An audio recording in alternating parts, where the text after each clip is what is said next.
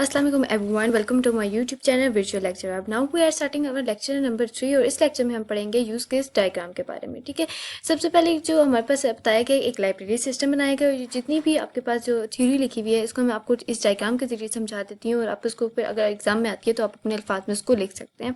सबसे पहले तो आप इस डायग्राम को देखें तो आपको ये बाहर फोर ये जो नज़र आ रहे हैं ये हमारे पास इसको हम क्या कहते होते हैं, ये हमारे सिस्टम के क्या है, एक्टर्स हैं। ठीक है, इनको हम क्या कहते होते हैं, ये एक्टर्स हैं। एंड देन ये जो हमारे पास ओवल शेप में आपके पास लिखा होता है इसको आप कहते हैं ये यूज केसेस है। ठीक है, अब हमारे पास इस डायग्राम में आप देखें तो हमारे पास कितने यूज केसेस है, 1 2 3 4 5 6 7 8। ठीक है, 8 इसमें यूज केसेस है। अब जो ये पूरा ये जो रेक्टेंगल है इस रेक्टेंगल को हम कहते होते हैं ये हमारा क्या सिस्टम है। और सिस्टम और ये जो आपको इसकी बाउंड्री है तो ये क्या कहते होती है, सिस्टम की बाउंड्री होती है। यही सारी बात जो है आपकी इस थ्योरी में लिखी गई है। एक दफ़ा हम इसको भी देख लेते हैं।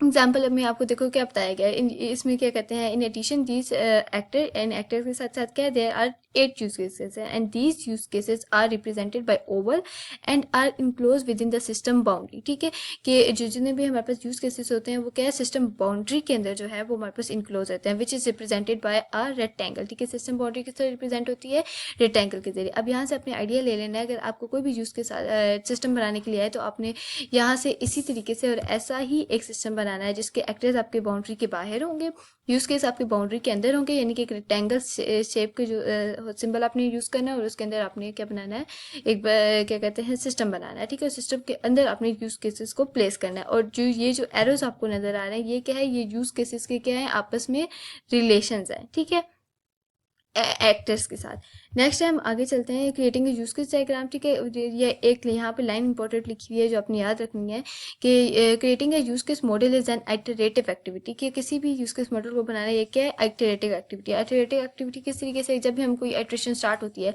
तो सबसे पहले हम अपने एक्टर्स डिफाइन करते हैं। ठीक है, आइडेंटिफाई करते हैं कि हमारे सिस्टम में एक्टर्स कौन कौन से है। फिर उसके बाद नेक्स्ट स्टेप क्या होता है कि use for each actor I determine each define the system. ठीक है, हर एक्टर्स के लिए हम यूज केस हम उसके डिफाइन करते हैं कि जितने भी हमारे सिस्टम में यूज हो रहे हैं।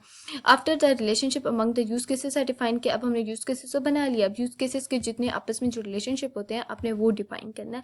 वो डिफाइन करने के बाद आपने क्या करना है कि जो आगे नेक्स्ट स्टेप है, it must be understood that these are not strictly sequences step and it is not necessary that all the actor must be identify before defining their use case, यानी कि जितने भी एक्टर्स हैं जरूरी नहीं है कि उनको डिफाइन किया जाए क्या कहते हैं, बिफोर द यूज केस। ठीक है, आप बाद में भी है यूज केस के एक्टर्स को डिफाइन कर सकते हो।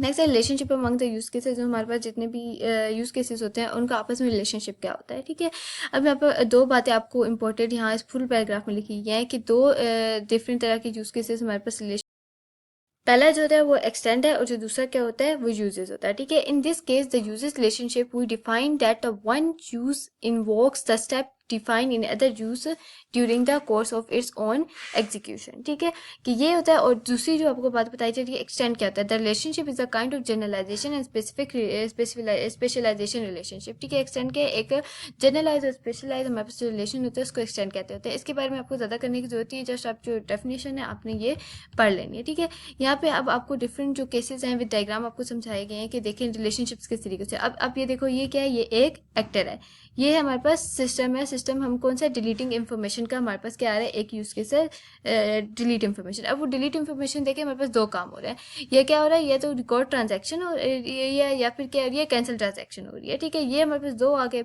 इसमें क्या था, हमारे पास एक ही एक्टर था।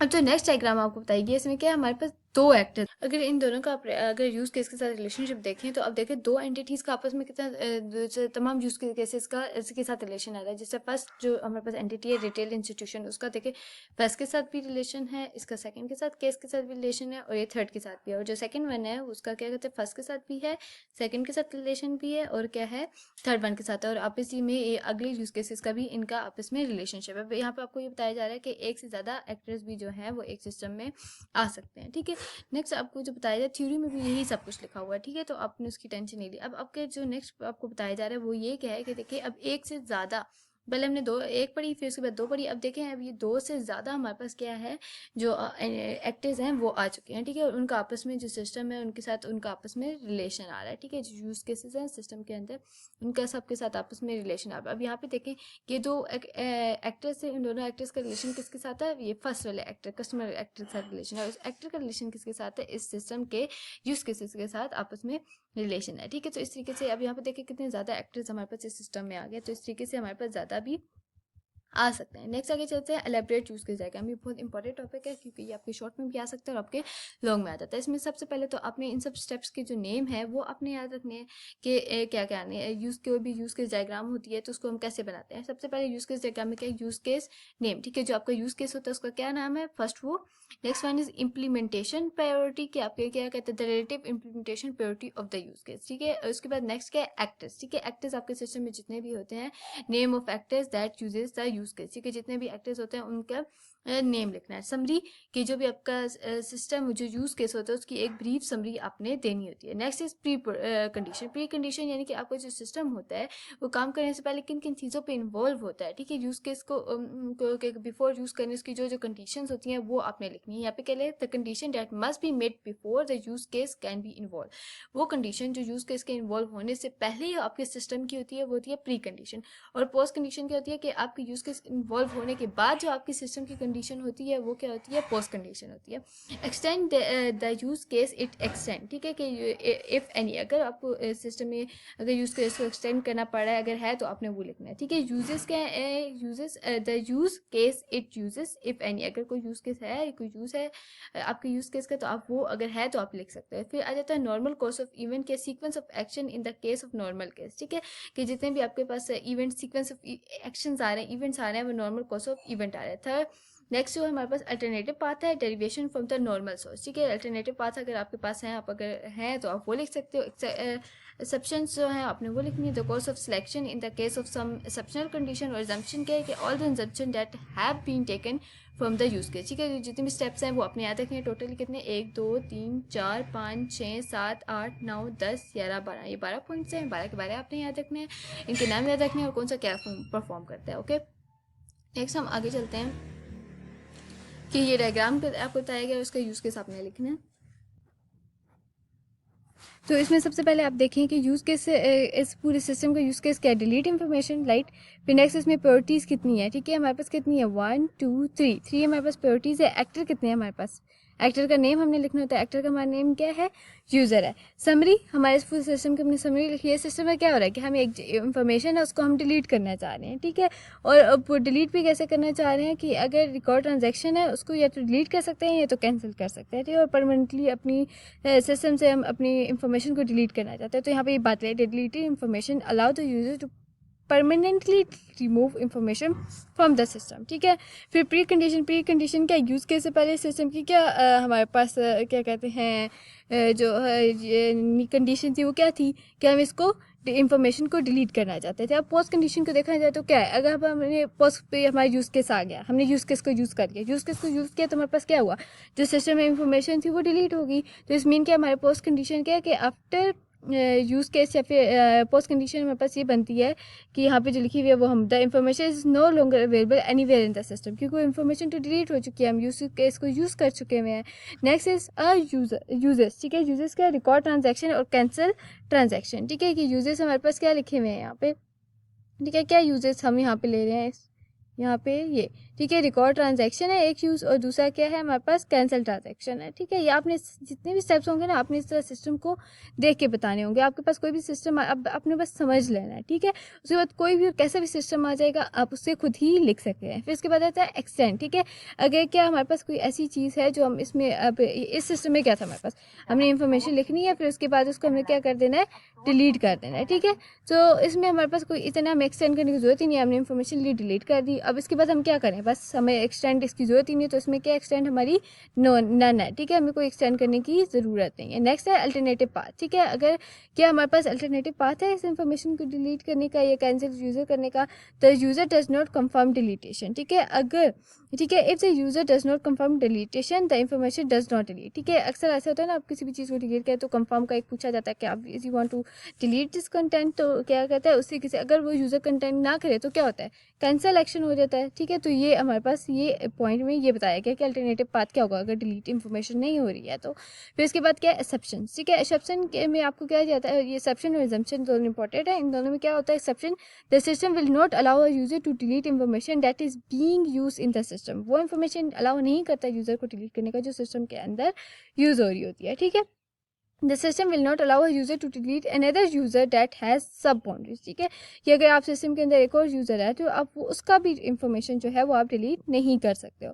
फिर नेक्स्ट है एजम्पशन। एजम्पशन में क्या होता है, deleting information over a permanent deletion of a entire system of the set of data such as a commission plan user group it is etc। ठीक है, तो ये वाली जो इन्फॉर्मेशन होती है ये भी वो अलाउ नहीं करता कि जितना भी ये परमानेंट डिलीट जो है वो कर दे, तो ये एग्जम्पशन में आता होता है। ठीक है, deleted information is not retain in the system. और जो इन्फॉर्मेशन आप डिलीट कर देते हो सिस्टम से तो वो कहते हो आपके सिस्टम में फिर नहीं रहती है, वो खत्म हो जाती है सिस्टम से। A user can only delete information that has not been use in the system. सिर्फ यूजर वही इंफॉर्मेशन को डिलीट कर सकता है जो सिस्टम आपका जो है वो यूज़ नहीं कर रहा होगा। Next, alternative way of documenting the use case. ठीक है, ये आपने सारे पॉइंट्स याद रखने हैं, आपने समझना ज़्यादा है। ठीक है, ताकि आपके पास कोई भी यूज़ केस आए तो आप उसके सारे के सारे जो स्टेप्स हैं वो आप उनके बारे में इंफॉर्मेशन को वो लिख सकें। ठीक है, next, alternative way of documenting the use case. ठीक है, यूज़ केस को डॉक्यूमेंट करने का अल्टरनेटिव वे हमारे पास क्या है, तो इसमें जो सेकंड पॉइंट है इसको पढ़ लेंगे तो हमें सारी चीज़ समझ आ जाएगी कि इन सब में क्या बताया जा रहा है। The user select the set of information that he would like to delete and desire the set of delete the information। User क्या करता है, एक इन्फॉर्मेशन सेट सेलेक्ट करता है कि जिसको वो डिलीट करना चाहता है। उसके बाद क्या होता है, द सिस्टम रिस्पॉन्स करता है कि user to confirm deleting the. ऐसे ही होता है ना कि जब आप कुछ भी डिलीट करने लगते हो तो पहले आप वो सेलेक्ट करते हो जो आप डिलीट करना चाहते हो, फिर उसके बाद सिस्टम आपसे पूछता है कि are you sure you want to delete it. फिर उसके बाद क्या होता है, वो आपका डिलीट हो जाता है। ठीक है, आप येस करते हो तो कंफर्म करते हो तो आपका जो जितनी भी इंफॉर्मेशन होती है वो डिलीट हो जाती है। तो अल्टरनेटिव वे यूज़ केस का क्या है, वो ये है जो यहाँ पे आपको नज़र आ रहा है। फिर उसके बाद आता है एक्टिविटी डायग्राम। एक्टिविटी डायग्राम क्या होती है, ये एक पिक्टोरियल डिस्क्रिप्शन होती है आपके यूज़ केस की। It is similar to the flow chart. ठीक है, ये आपके क्या है, फ्लो चार्ट की बिल्कुल जैसी ही काम कर रही होती है। जिससे किसी आपके जो ऊपर हमने यूज़ केस पढ़ा उसकी एक बनाई एक फ्लो चार्ट या एक एक्टिविटी डायग्राम बनाई है कि सबसे पहले सिस्टम था वो क्या, डिलीट इन्फॉर्मेशन। फिर उसके बाद चूज़ ऑब्जेक्ट टू डिलीट, फिर उसके ऑब्जेक्ट को किया, फिर इनिशिएट डिलीटेशन हमने की। अगर हमने अलाउ कर दी तो वहाँ चला जाएगा, अगर नहीं अलाउ की तो वो क्या चला जाएगा, यहाँ पे चला जाएगा। ठीक है, ये आपने इसको खुद देख लेना है, इतना ज़्यादा आता नहीं है, इसको हम आगे डिटेल में हम पढ़ेंगे भी। नेक्स्ट आगे हम चलते हैं, लिमिटेशन ऑफ यूज़ केसेस। ठीक है, ये हमारे जितने भी यूज़ केसेस होते हैं उनकी जो लिमिटेशन होती है, ये 4 पॉइंट्स हैं। चारों पॉइंट्स जो हैं वो आपने सही करके याद कर लेने हैं। ठीक है, पहला कौन सा, usability. Next one is readability, performance और पोर्टेबिलिटी। यूजेबिलिटी क्या होती है कि आपके जो कलर ब्लाइंड लोग होते हैं, ठीक है, people should not have a difficulty in using the system, like colour codings should not care of common colour of the colour blindness. ठीक है, कि कलर ब्लाइंडनेस यूजिबिलिटी आ गई तो हर कोई तो कलर के कोड नहीं याद करके बैठा होता, तो एक प्रोग्राम होता है, डेवलपर होता है, उसको भी नहीं याद होते सारे कलर, क्योंकि बिकॉज 16 मिलियन कलर्स कॉम्बिनेशन होते हैं टोटल।